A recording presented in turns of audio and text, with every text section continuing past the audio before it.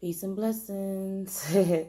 Welcome to Royalty Tarot. I'm Queen T with a general weekend spread. This is for the collective. It will not reside with everybody because it's for who needs to know it most. If you would like a personal reading, you can hit me up at Queen TEE, and that's Queen TEE 814 at gmail.com. That is an email, so you have to email me and I can get you an inquiry. All right, well, we starting off with the Lover's card. Some of us have to make a decision. Usually it determines the Lover's card determines a soul bond with something. So it can be a person, like your mother, brother, sister, cousin, or a committed partner, or a place, like a job, your house. Everything holds energy, so it can be like literally a soul bond or connection with something. Or thing. Because people think you can't have connections or possessions to things. Like personal items or food, something like that. We have, so in that card, you have to make a decision. Underneath that, you have the Ace of Pentacles. The Ace of Pentacles is an offer of a new beginning and something practical. So it can be a new job, a new workout regimen, a new relationship, or something like that. But look at that moon here. So it probably happened between the moon cycle. Even though I said this is a weekend reading, it could be happening between the moon cycles from 2 weeks up to a month. But it's something practical. It's a gift from your higher power, whatever you believe in, God or the universe. But it's a gift from the higher power, an opportunity for change and something practical. So it's going to see if you're going to take it or not. So it can be a new job, a new relationship, as I said, or a new, health regimen. You got the Two of Swords, which means you're indecisive or two minds of something. You can't see your efforts were putting in, so you don't know which way to go in that. That person is blindfolded. So they have two minds of something or indecisive of what they're going to do. Swords energy is a mental. So again, and they're crossing each other. You don't know if you want to go this way or go that way. Or it could be your emotions that's overclouding your judgment and the practicality. Or your logic, excuse me. Underneath that, I say that because you have the Five of Pentacles. This is conflict, but on a practical level. So it permits change. It's an opportunity for change, because when you feel like an outcast or something is not working in your favor, that's usually like a barrier or a brick wall that stops you and say, hey, some people give up and lack that optimism. So they kind of give up and say, forget about it. I don't want to do it. They got that pessimist attitude. And some people, who are optimistic, they turn left or right and say this ain't the only direction to go. So if something's not working out in your favor right now, you might feel like, it's not producing any efforts. But it's an opportunity to permit change. There is a mouse on his card, so it's secrets, it's hidden factors. The universe might be working in your favor, but it might be divine timing that you have to wait for it. And some of us don't like to do that. So you might be on the outside looking in, like seeing other people's actions and efforts, or their, success taking off and wondering where yours is at. But it's coming. You got the Seven of Wands, excuse me. This is a defensive energy. So that's exactly what I was talking about. Like your back is against the wall. You probably pessimist at the moment, thinking that things are not going to work out for you. You shutting things out. You don't want to talk. You don't want to deal with it. It's like an opposing energy. Like you fighting. You feel like everything is against you. See all those wands pointing towards them? You feel like everything is against you, but it's not. You just got to literally give it a break. Give it a rest. And let things happen for you. He's wearing purple, so it's like a act of being courageous. You might need to do something different. Because you might be putting a lot of energy and effort towards something that's already not working out for you. And instead of stopping and say, hey, this is not working for me, I try something else, you still pushing towards like, maybe I'm not working hard enough. Maybe I'm not working hard enough. That's not it. So now you're in a defensive energy where you're opposing anything. that's coming toward you. Just stop and reflect, because 7 for me is reflection. Stop and reflect to see what's going on, what's different. You need to take that break. The main thing is to stop.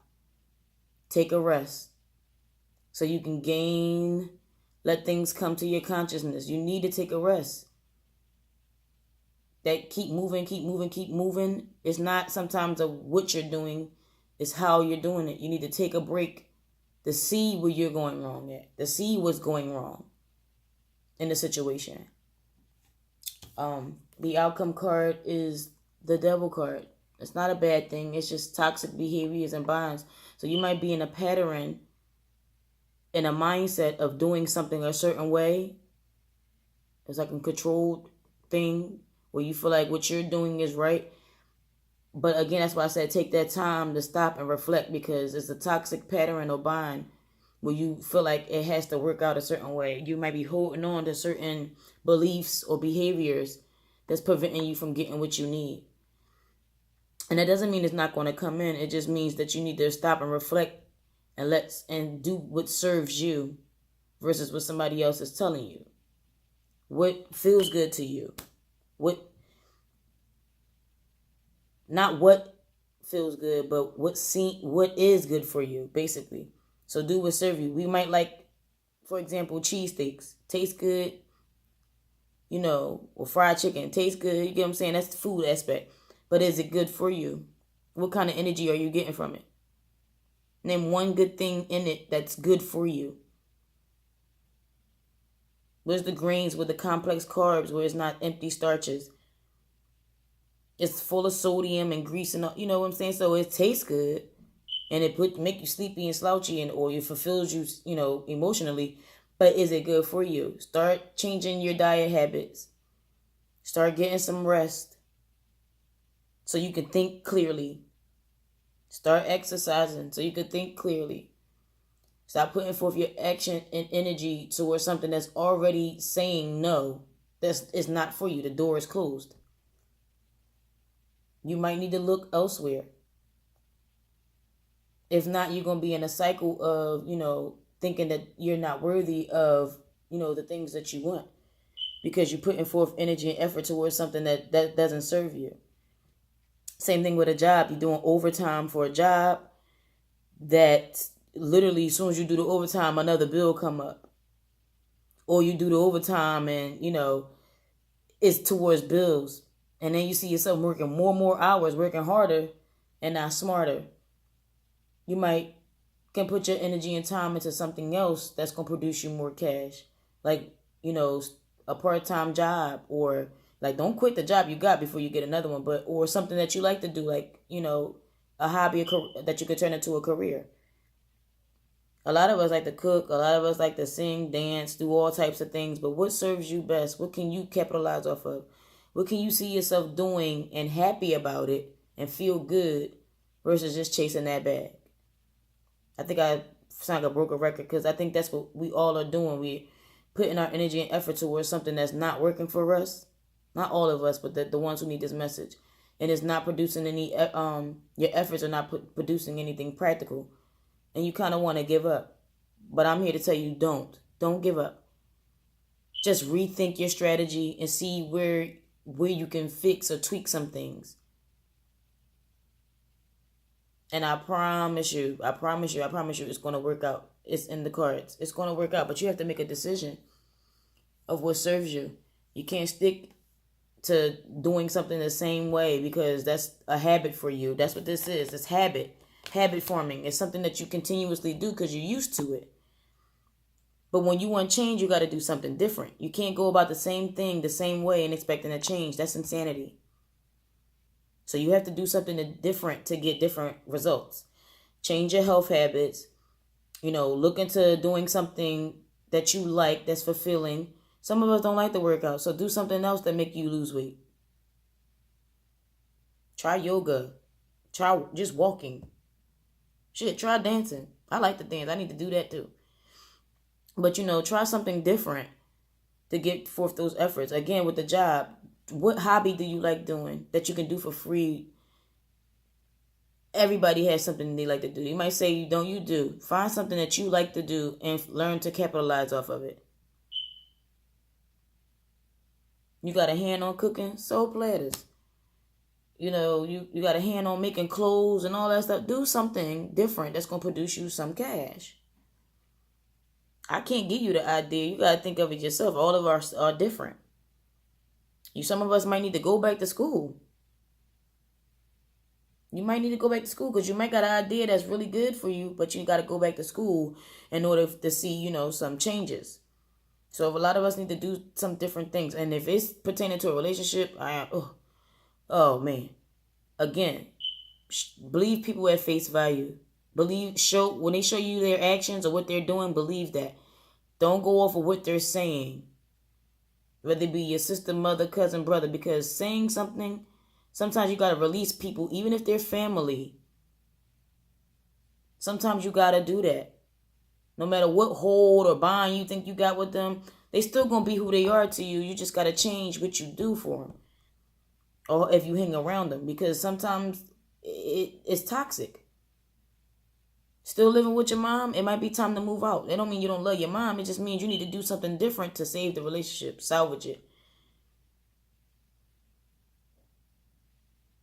Because if you want to stay in it, bon appetit, that's fine. Keep on eating. Keep on staying in it.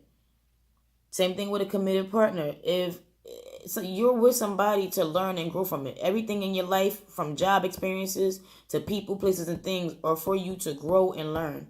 You're here for yourself. You're not here to hold bonds and relationships with somebody else. It's a mental thing that somebody taught you. It's in your mental intellect that somebody taught you that you have to put up with certain things to sustain certain things, a sacrifice with no gain for other people and places and things. You're here for yourself to learn and grow to your highest conscious awareness. When you go, you're not going with somebody else. You're going alone. Unless you're on the airplane. But you get what I'm saying.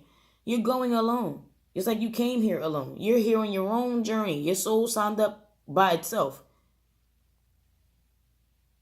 Not with others. You don't hold those attachments. Detach. I'm not saying give up on them. I'm saying detach and let people have their free will. If that's how they want to be, that's fine. But learn from your experience and move on. Whether it's good or bad. I don't want this video to go too long. Again, like I said, just reflect on certain things so that you can have that change come in. Because some of us are sticking to the patterns that we're already in, and that's why it's not producing any results. We have to make that change, like a U-turn. It's like a GPS. If you're lost, you look back at it to see which way we can go. You got to, reroute to get results. But anyway, enjoy your weekend. Again, if you would like a personal reading, QueenTEE814 @gmail.com. Bye.